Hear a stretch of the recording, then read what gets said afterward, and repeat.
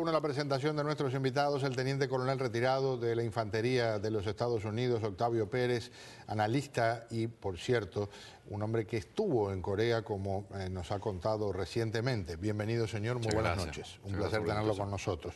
Y vía telefónica está desde Tarragona, en España, el señor Alejandro Cao de Benós. Él es presidente de la Asociación de Amistad con Corea y es el delegado especial del Comité de Relaciones Culturales de Corea del Norte. Señor Cao de Benós, bienvenido. Hola, buenas noches desde aquí. Muy buenas noches. Empiezo con usted. Estamos hablando de la palabra guerra muy habitualmente en los últimos días y en general ha sido pronunciada por el titular del gobierno de Corea del Norte. ¿Qué está pasando? Y el principal problema viene determinado por las recientes maniobras militares de los Estados Unidos justo en la frontera con Corea del Norte. El gran problema es que si estas maniobras se realizaran en otra zona de territorio surcoreano, no habría tanta tensión, pero al haber acumulado todo el armamento nuclear a través de los portaaviones, los bombarderos y los submarinos, estamos esperando que se produzca una invasión, así como lo ha hecho anteriormente con Irak, Afganistán o Libia. Estamos esperando, me da la sensación que lo plantea como alguien que se siente parte de Corea del Norte, ¿es así?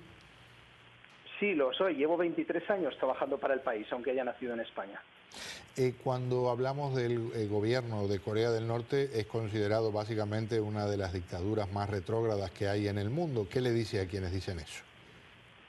Pues que es un concepto totalmente falso usado por la manipulación de los mass media y sobre todo en Estados Unidos. Simplemente de comentar que yo he tenido entrevistas con CNN, con Christiane Amanpour, con Newsweek y con Time Magazine y todas mis entrevistas han sido censuradas. Así que les agradezco que por una vez se pueda escuchar la voz real desde Corea del Norte. Una ventaja es que nosotros no utilizamos la censura bajo ningún punto de vista. ¿Cuál es la realidad de Corea del Norte según usted, caballero? Bueno, la realidad, no, según yo, lo que llevo viviendo y las miles de personas que llevo al país es que es totalmente diferente a lo que muestran los medios de comunicación, que normalmente tienden al sensacionalismo. La verdad es que hay una unión, hay una vida digna, donde la vivienda la regala el Estado y donde el pueblo está unido en torno tanto al líder como a la ideología. Y ese es el gran fallo que pueden cometer los Estados Unidos, pensar que el pueblo no apoya nuestro sistema político. Si el pueblo está bien unido, y al igual que perdieron en Vietnam y en la guerra de Corea, lo volverían a hacer si atacaran hoy día.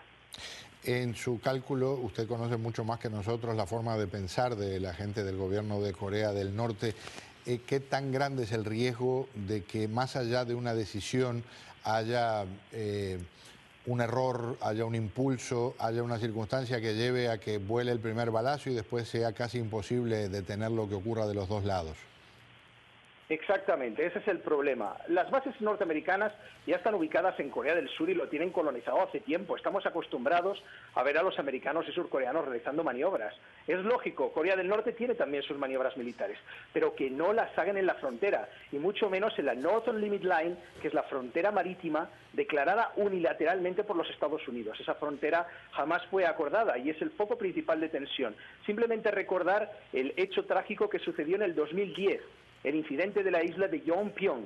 Tras 3 advertencias, Corea del Sur, hostigada por Estados Unidos, continuó disparando su artillería sobre el norte. Como respuesta, la base militar surcoreana fue anulada. Pero en ese momento se pudo regresar a un estado de relativa tranquilidad gracias a la comunicación. El problema es que eso ahora no existe. Así que tan solo un obús de artillería americano o surcoreano que entrara en territorio norcoreano desataría la guerra completa. No queremos la guerra, pero desde luego no vamos a mendigar la paz. ¿Cómo le llama al hundimiento de un buque surcoreano años atrás? ¿Cómo le llama ese episodio? Ese buque surcoreano se llama Chonan, pero ese buque no fue atacado por Corea del Norte. Así como reconocemos y no nos importa hablar de Yeonpyeong, del bombardeo sobre la isla de Yeonpyeong, no tendríamos ninguna necesidad de ocultarnos si ese buque fuera bombardeado por el norte. Jamás, y de hecho la mayoría de las pruebas así lo muestran, no hay ni una sola evidencia directa que vincule a Corea del Norte. ¿Una entrevista crítica a Corea del Norte no sería censurada en Corea del Norte? Depende de lo que entienda por crítica. Si es con respeto, toda crítica es aceptada. Y yo mismo y mis compañeros estamos continuamente atendiendo ese tipo de peticiones. Si existe un respeto, no tengo inconveniente en tratar ni yo ni mis compañeros a ningún medio o a ninguna persona que venga de fuera. Tenga en cuenta que son unos 20.000 turistas que vienen actualmente a Corea del Norte, y la mayoría, si no todos, provienen de países capitalistas. En el proceso, en términos de número de turistas a Corea del Norte, es aproximadamente uno por cada 100 que van a Corea del Sur. ¿Por qué sería más atractiva Corea del Sur si Corea del Norte es un lugar tan encantador? Bueno, primero, pues sobre todo por el desconocimiento, precisamente por ese velo que han implantado los medios de comunicación. La gente está asustada. Realmente se cree que hay amenaza, que Corea del Norte es una especie de estado loco que quiere atacar a los demás, cuando son los americanos los que están en Corea. No es Corea del Norte la que está amenazando a Alaska. Y eso es lo que hemos de recordar, que Estados Unidos ha sido el único país del mundo que ha usado sus bombas nucleares contra civiles y que ahora mismo dispone más de 6.500 ojivas nucleares y que las usa o las usará cuando le apetezca y que invadirá cualquier nación soberana según sus intereses. Por lo tanto, la historia nos muestra que si no tenemos una defensa potente, la soberanía del país puede ser perdida en cualquier momento frente a la gran potencia mundial que es Estados Unidos. Fue un episodio horrible el de Hiroshima y el de Nagasaki. Sumados, creo que murieron la 10ª parte de las personas que han muerto de hambre en años recientes en Corea del Norte. Bueno, no tienen absolutamente nada que ver, esas cifras son totalmente falsas, porque si fuera así, de hecho la población había descendido, mientras que Naciones Unidas y otros organismos han mostrado y saben perfectamente que la población ha aumentado. Por lo tanto, no se puede vincular a ambas cosas. Fue una gran desgracia lo de Hiroshima y Nagasaki. Corea del Norte ha sufrido unos grandes desastres naturales, el bloqueo norteamericano, y ha sufrido problemas con su alimentación, sobre todo hasta el año 2000-2001. Ahora la economía está subiendo a un 10% aproximadamente, y desde luego hay que tener una gran tecnología para desarrollar nuestros propios misiles intercontinentales y satélites artificiales que puedan parar los pies, que 24 millones de personas puedan parar los pies al gran gigante, al gran imperio que son los Estados Unidos. ¿Qué me dice, coronel Pérez? Primero, que el caballero está un poco erróneo en cuanto a la historia. Los Estados Unidos desde el año 1974 tienen una política de no first use, de no usar primero una bomba nuclear como un ataque. Sería en respuesta a un ataque. Por cierto, la Unión Soviética en aquel entonces y luego la República Rusa también se han suscrito a eso de no usar una bomba nuclear como un primer ataque. O sea, lo harían en todo caso de ser atacado. Número 2, el Chonan fue hundido por torpedos de Corea del Norte. Hace 2 días puede ver la prensa libre, no la prensa norcoreana, donde enseñan el acorazado que lo han sacado y enseñan los agujeros donde estaban los torpedos y los residuos del torpedo de Corea del Norte. Tercero, la isla que fue bombardeada, no atacaron la base, atacaron el pueblo y mataron más de 2 civiles y 2 militares. O sea que no fue una cosa precisa y se disparaba en el estuario. El estuario de Han, que es donde está el Mar Amarillo, es un área donde siempre hay disputas, donde hay muchos submarinos de Corea del Norte que tratan de infiltrar hacia el sur. Corea del Sur no ha infiltrado, nunca se ha capturado un infiltrado de Corea del Sur en el norte. Tercero, cuando estamos hablando de una economía que nada más que produce 40 billones al año, como lo es, donde tenemos a una China que invierte y tiene un tratado de 200 billones de dólares de intercambio con Corea del Sur, donde hoy por hoy en la ciudad de Kaesong, el distrito de Kaesong, hay 42.000 empleados coreanos del norte con 800 coreanos del sur que están siendo suplidos por energía eléctrica, por teléfonos, para darle algo de capital a Corea del Norte, aparte de sus impuestos. Te está diciendo que esto es un diálogo, una retórica que no tiene diente. Aquí lo que está que ver es que tienes un muchacho joven de 27 años, que su salvación viene de la primera presidenta femenina en Corea del Sur, que son los únicos 2 países dispuestos a invertir en ese país que nada más que tiene un 2% del terreno arable. Un país que no puede darle suficiente comida y ahora ha tomado, a consecuencia de este pleno que tuvieron ahora hace unos días, invertir más dinero en una proliferación nuclear, cuando ese dinero se pudiera invertir en más distritos económicos de desarrollo para traer más comida para ese país. Esa es la verdadera realidad.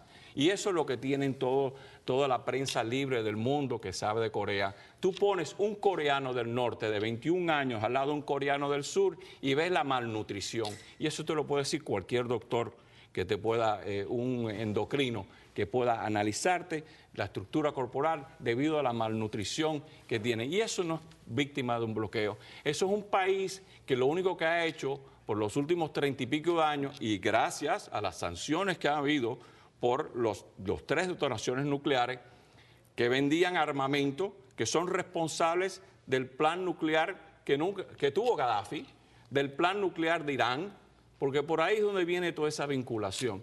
Y ahora no pueden exportar su material bélico y ahora están desesperados. ¿Y no ayuda, señor Cabo de Venoz, el hecho de que Corea del Sur tenga una democracia en la que hay elecciones multipartidarias y Corea del Norte en la práctica sea una dictadura hereditaria?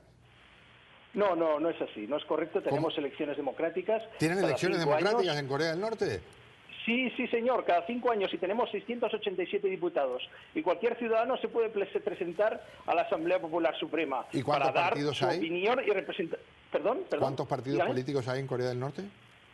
Tenemos 3 partidos políticos y luego hay también diputados independientes entre esos 687. ¿Cuántos candidatos? Que son el Partido Socialdemócrata, el Partido del Trabajo de Corea y el Partido Chondoísta. Pero bueno, hablar de todos los detalles sobre Corea sería muy extenso, únicamente decir que lógicamente este señor vive y se nutre de la propaganda norteamericana y de lo que dicen los medios, como digo, de la CNN, que normalmente censura también cualquier otra posición o otra voz que pueda haber, pero he de recordar que el pueblo espía, el barco espía Pueblo, es el único barco norteamericano precisamente espía capturado y que mantenemos como trofeo que cualquier persona, incluidos ciudadanos norteamericanos, pueden venir a visitarlo a Pyongyang para demostrar cuál es la realidad de los Estados Unidos, de cómo amenaza continuamente a otras naciones, cómo se ha visto lo que ha pasado en Irak, en Afganistán o en Libia, y continuará con su política de expansionismo militarista. Vuelvo a decir, la lógica es la lógica, es que Corea es para los coreanos. Llevamos más de 8 años del 2000 al 2008 con muchísimos avances entre las dos Coreas. Entre ellas me alegro que haya mencionado el caso de Kaesong, porque en Kaesong yo he estado más de 5 veces invitado por la empresa Hyundai, que es la empresa que colabora con el gobierno norcoreano, y precisamente lo que queremos es eso, que dejen Corea para los coreanos. Y en coreano se lo diré más claro, eso se llama Urimin Chokiri. Por nuestras propias fuerzas lograremos la reunificación, sin injerencia norteamericana. Pero si tomaran eso al pie de la letra, ¿usted no lo dejarían entrar en Corea? ¿Qué dice? Yo entro en Corea y además soy consultor para embajadores surcoreanos, porque ni el propio embajador surcoreano en España sabe lo que pasa en Corea del Norte. Y es muy interesante también porque si pregunta por el CIA, Central Intelligence Agency, verá que ni los propios asesores de Obama, ni la propia CIA sabe prácticamente nada de lo que pasa en Corea del Norte. Para ellos es un black hole, un agujero negro, lógicamente porque no vamos a desvelar cuál es la capacidad del país. ¿Cuál es su nombre en Corea, señor Cabo de Venoz? Mi nombre en Corea es Cho Sun-il, Corea es una, pero también soy conocido como Changnim Chonsa, como soldado del general Kim Jong-il. Hablando de soldado, ¿está dispuesto a defender con el fusil lo que defiende con el verbo? Claro que sí, caballero, y de hecho dentro de 2 días regreso a Pyongyang, por lo tanto, si hay conflicto bélico, allí me verán cara a cara con los soldados, con los marines, contra los marines, de hecho. Gracias por acompañarnos y qué alegría que podamos compartir diferentes puntos de vista aquí en Estados Unidos. Encantado de verdad, muchas gracias.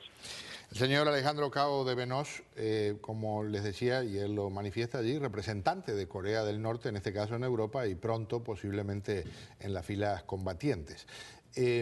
Una situación completamente fuera de lo común, pero una realidad que está en marcha en este momento, que por ejemplo China está anunciando movilización de tropas hacia la frontera de Corea del Norte. No se va a quedar quieto China si el asunto se complica, por más que han condenado la escalada retórica.